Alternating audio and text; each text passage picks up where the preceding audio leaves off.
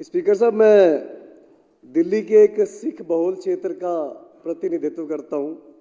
यहाँ पर सभी धर्मों के लोग, चाहे कोई सिख है, कोई हिंदू है, सभी धर्मों के लोग बहुत प्यार से, आपसी सद्भाव से रहते हैं। 2 दिन पहले पश्चिम बंगाल के अंदर जो हुआ, उसको लेकर मेरे क्षेत्र के लोगों के अंदर बहुत रोष है। सभी लोग मेरे से फ़ोन कर करके पूछ रहे हैं कि ये किस तरीके का भारत भाजपा बनाना चाहती है। 2 दिन पहले पश्चिम बंगाल के अंदर भाजपा के एक बड़े नेता शुभेंदु अधिकारी ने एक ईमानदारी से ड्यूटी कर रहे सिख अधिकारी को खालिस्तानी बोल के रोकना चाहा। अध्यक्ष, ये किस तरीके का भारत भाजपा बना चुकी है, जो पूरी तरह से अलोकतांत्रिक है। और इन भाजपाइयों को मैं बताना चाहता हूं कि जिस पगड़ी पर आप देखकर खालिस्तानी का कमेंट कर रहे थे, इस पगड़ी का इतिहास पहले जान लो। हमारे डीएनए में है कि हम तानाशाही के आगे नहीं झुकेंगे। इसकी शुरुआत आज से 500 से ज़्यादा साल पहले श्री गुरु नानक देव जी, जो हमारे पहले रहबर थे, उन्होंने बाबर के दरबार में, अध्यक्ष जी, तब जमाना ये होता था कि जो बादशाह ने कह दिया, तब तो पूरी तानाशाही थी कि इसका सिर कलम कर दो तो कर दिया जाएगा, फिर कोई वकील दलील नहीं चलेगा। उस माहौल के अंदर भी गुरु नानक देव जी ने बाबर को जाबर बोला था और उनकी तानाशाही के आगे नहीं झुके थे। ये सिलसिला उसके बाद शुरू हुआ और चलता रहा। चलते चलते मैं फिर एक आगे का इतिहास दोहराता हूं कि 7 साल उम्र थी बाबा फतेह सिंह जी, जो गुरु गोबिंद सिंह जी के सबसे छोटे साहिबजादे थे। उनको वजीर खान ने कहा कि हमारा दीन कबूल लो, तो 7 साल के साहिबजादा बाबा फतेह सिंह जी ने कहा कि हमें मरना कबूल है, हम तुम्हारे आगे झुकेंगे नहीं। इतिहास गवाह है, बाबा फतेह सिंह जी को और बाबा जोरावर सिंह जी को दीवारों में चिनवा दिया गया था, पर इनके आगे झुके नहीं थे। तो ये हमारे डीएनए में। स्पीकर साहब, बात करें उसके बाद आज़ादी की लड़ाई की, तो करतार सिंह सराबा उस समय विदेश में थे। 15 साल की उम्र में उन्होंने गदर लहर में शामिल हुए, सक्रिय सदस्य बने और 19 साल की उम्र में फांसी का फंदा चूम गए थे, पर तानाशाही के आगे झुके नहीं थे। ये किस पगड़ी के ऊपर बार बार इल्जाम लगा रहे हैं। स्पीकर साहब, शहीद आजम भगत सिंह जी का बताया कि पूरे आज़ादी के इतिहास में एक ही बार किसी को शहीद आजम कहा गया है, और वो भी पगड़ी वाले शहीद आजम भगत सिंह थे। स्पीकर साहब, बात करेंगे उधम सिंह जी की। 1919 में जलियांवाला बाग हत्याकांड हुआ, वहां हर धर्म के लोगों को मारा गया था, पर सिर्फ एक पगड़ी वाले के दिल में रोष पैदा हुआ और 1940 के अंदर जाके, लंदन के अंदर जाके, उस माइकल एडवायर का कत्ल करके उसको उसके पापों की सजा देके उसका बदला लिया था।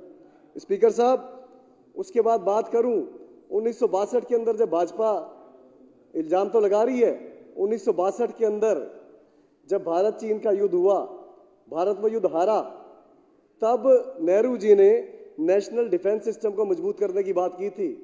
तो पंजाब के तब के मुख्यमंत्री ने कहा था कि पंजाब खून भी देगा और पंजाब सोना भी देगा। ये बात ऑन रिकॉर्ड बता रहा हूं, जहां मर्जी गूगल में चेक करना। सदन के माध्यम से बताना चाहता हूं कि पूरे देश से 5 किलो और 327 ग्राम सोना इकट्ठा हुआ, पर इन पंजाब ने, इन पगड़ी वालों ने 252 किलो सोना, 2 कुंटल और 52 किलो सोना सिर्फ पंजाब वालों दी दिया। इस देश की आज़ादी के इतिहास की बात करें तो 121 लोगों को फांसी हुई थी, जिसमें से 93 ये पगड़ी वाले ही थे। स्पीकर साहब, 2626 लोग उम्र कैद की सजा में गए थे, काला पानी गए थे, उसमें से 2147 लोग पगड़ी वाले ही थे। इनको शर्म आनी चाहिए पगड़ी वालों के ऊपर देशभक्ति का, विरोध का इल्जाम लगाते हुए। स्पीकर साहब, उसके आगे बढ़ूं तो ये नागपुर से ट्रेनिंग लेकर आए, हमें देशभक्ति सिखाएंगे, जो अपने वहां पर तिरंगा तक नहीं लगाते। आज तिरंगे में सबसे ज्यादा लिपट के लाशें कहीं आती है तो पंजाब के अंदर आती हैं। हमें इनसे देशभक्ति सीखने की जरूरत नहीं है। स्पीकर साहब, किसान आंदोलन हुआ।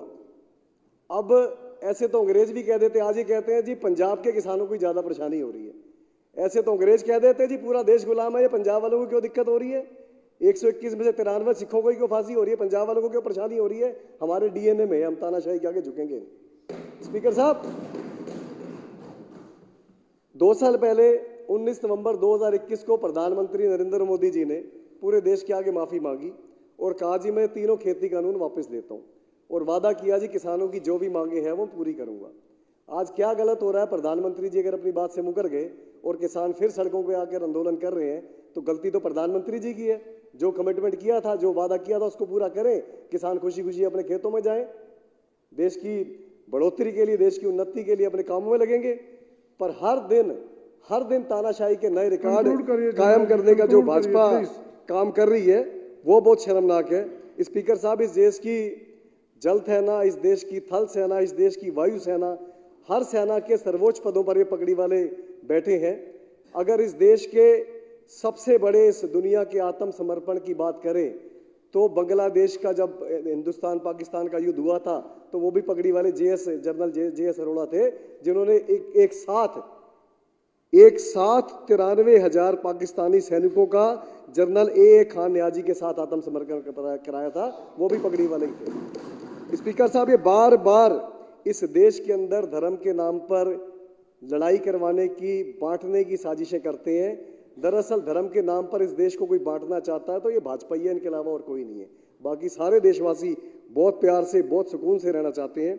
स्पीकर साहब, मैं अपनी बात को कंक्लूड करूंगा 2 लाइनें बोल के कि अंधे निकालते हैं नुक्स मेरे किरदार में, अंधे निकालते हैं नुक्स मेरे किरदार में, बहरों की शिकायत है कि मैं गलत बोलता हूं। धन्यवाद स्पीकर साहब।